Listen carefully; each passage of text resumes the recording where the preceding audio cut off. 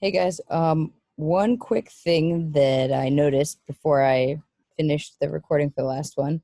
Let me just quick share screen. Micromedix is making a redemption shot here. I forgot to scroll down. So we were talking about drug interactions on Micromedix. And I was like, yeah, I don't love this. And they don't give me a ton of information. But I will say Micromedix is blowing Lexi out of the water on two things. The drug food is pretty good. We don't really have that here in Lexi. Um, and then you've got drug alcohol, also pretty good. Don't have that there. Drug lab, fine. I think that can get a little bit crazy, but good to know. This one's pretty awesome. The drug pregnancy interaction is very helpful, and then drug lactation is also incredibly helpful. So I do like that Micromedix goes the extra mile for all the different types of interactions that can be present here. I think that's really helpful to look at a glance at what someone's on and what might be contraindicated, particularly in the pregnancy and lactation area. That said, I probably wouldn't use this as my only decision for pregnancy and lactation. I would almost always also then go to the drug itself and open up the pregnancy and lactation database, probably under Lexi. So let's see. I'm in lactation. Let's do metformin.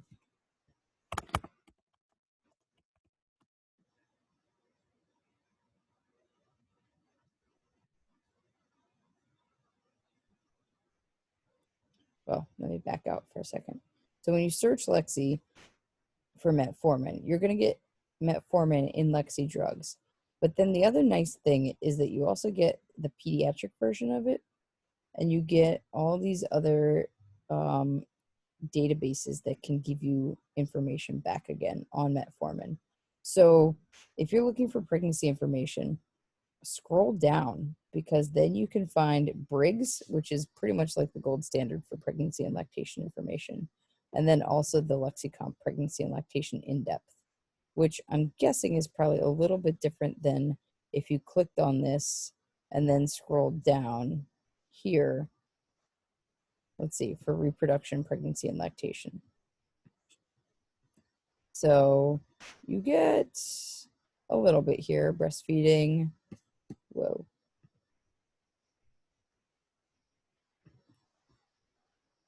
But then here's the in-depth, which is probably what I just launched here. It's still loading. So I'm going to click this, and then I would almost always go to Briggs as well. So this is going to be the in-depth monograph, and then Briggs is probably still loading. But this is where you could go for information on levels of evidence and use, and pregnancy considerations. So related to the infant, related to the mother, etc. So kind of a tangent here, but Micromedix kind of reminded me that it shows quite a bit more than Lexi does in the drug-drug interaction side of things. That said, Lexi Comp directly connects to Briggs, which is one of our gold standards for pregnancy and lactation. So if you see something pop up here in Micromedix, I would jump back over to Lexi and look it up in Briggs. One of the big takeaways here is just understanding that these are two totally different databases run by totally different companies. Micromedix is owned by IBM. It's powered by Watson, which is kind of crazy. Lexicomp is owned by whatever this symbol is. It's like TWC. I forget what it stands for. But each of them is linked to different like online databases. So Lexicomp has Trissels, and Lexicomp has Briggs, whereas Micromedix has Kings as its IV compatibility use. And then Micromedix also has Neofax, which is a pretty good pediatrics one.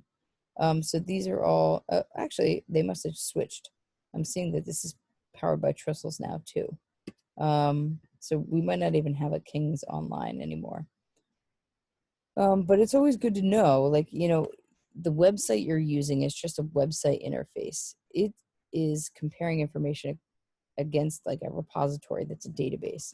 So you want to know if there's differences in the databases you're searching. Like the website might be different, but if they're searching the same database, you should get the same results. Now, maybe their interface looks a little bit different and you can choose which interface you like, but you you really should know where that information is coming from. And particularly if you have a really hard question, you want to be looking in more than one spot. So if you're using different websites but they're all searching the same database, you're never going to find anything different than what you looked for, if that makes sense. So this is just sort of like taking drug info to the next level.